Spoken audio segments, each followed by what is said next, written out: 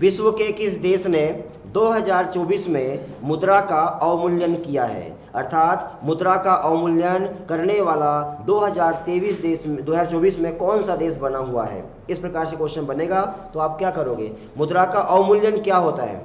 भारत देश में कुल कितनी बार मुद्रा का अवमूल्यन अभी तक हुआ है? मुद्रा का अवमूल्यन करने वाला देश, आइए समझते हैं। बात यहां पर आ गई मुद्रा की अवमूल्यन की। क्या होता है मुद्रा का अवमूल्यन? Currency devaluation. सुनिए, ये यहां पर भूमध्य रेखा, ये भारत देश।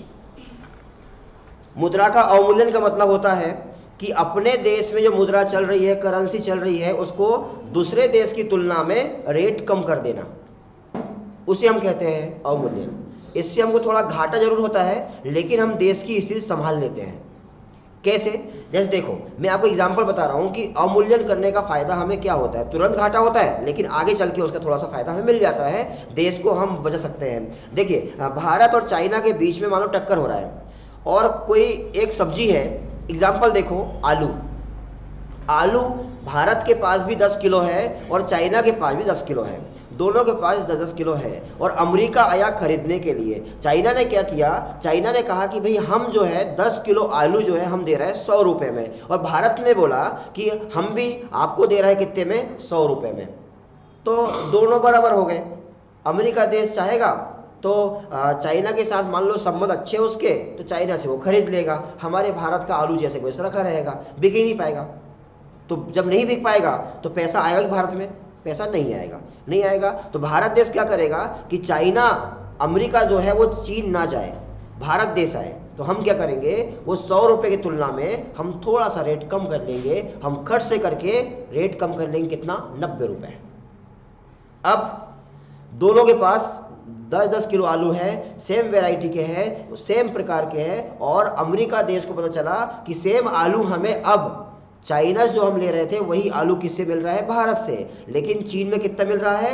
100 रुपये का, और हमें कितना मिल रहा है? 90 रुपये का भारत में। तो भारत देश, अमेरिका कहाँ आएगा? भारत आएगा। तो भारत देश का आलू जहां सड़ रहा था, जो कोई खरीद नहीं रहा था अंतर्राष्ट्रीय स्तर पे, अब क्या करेगा? अमेरिका देश आएगा, आकर के 90 रुपये देके और पूरा आलू लेके वो जाएगा। कम से कम हमारे पास पैसा तो आया, विदेशी करेंसी आई। हार्ड करेंसी और सॉफ्ट करेंसी का मतलब होता है, हार्ड करेंसी मतलब ऐसा मुद्रा, ऐसी करेंसी जो हमको विदेशों से मिलती है और भारत से विकसित देश से मिलती है, बड़े बड़े देशों से मिलती है और बहुत मेहनत करना पड़ता है, उसको हम कहते हैं हार्ड करेंसी। और सॉफ्ट करेंसी का मतलब होता है जो हमारा रुपया है उससे सस्ती मुद्रा वाले देश से मुद्रा आसानी से हमको मिल जाती है, उसको हम कहते हैं सॉफ्ट करेंसी। तो हार्ड करेंसी जिस देश में है वो देश अमीर देश कहलाता है। भारत देश से जितने बड़े देश हैं, अमीर देश है, उन देशों से यदि हमको मुद्रा मिलती है तो भारत देश के पास विदेशी भंडार जमा होगा, मुद्रा जमा होगी, विदेशी करेंसी जमा होगी, और भारत देश का जो खजाना है वो उतना ही आगे बढ़ेगा। देश की स्थिति अच्छी कहलाएगी, आर्थिक स्थिति मजबूत कहलाएगी। समझ में आ गया? तो दूसरे देश की तुलना में अपने देश की मुद्रा का रेट कम करना और विदेशी करेंसी जुटाना अवमूल्यन कहलाता है। समझ में आ गया?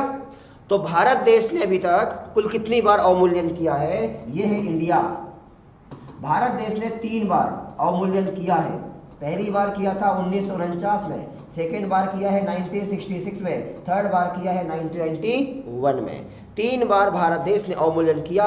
और 2024 में विश्व के किस देश ने अवमूल्यन किया है? और उस देश ने 2022 से अभी तक 4 बार कर दिया अवमूल्यन। कौन सा देश है वो? तो ये है भूमध्य सागर, यहां पर ये है लाल सागर।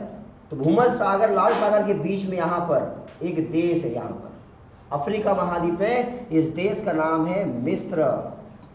मिस्र देश ने 2024 में अवमूल्यन किया है और दूसरे देश की तुलना में अपने यहां पर 35% उसने छूट दिया है। 35% का अवमूल्यन कर दिया है। तो 2022 से लेके 2024 के बीच में 4 बार अवमूल्यन किया है। क्वेश्चन बनेगा कि 2024 में विश्व के किस देश ने अवमूल्यन किया? उस देश का नाम है मिस्र। मिस्र कहां पर है? मिस्र मतलब इजिप्ट। भूमध्य सागर और लाल सागर के किनारे यहाँ बसा हुआ देश है अफ्रीका महाद्वीप में। तो आंसर आप इसको लिख लीजिए। समझ में आया सभी को? लिखो।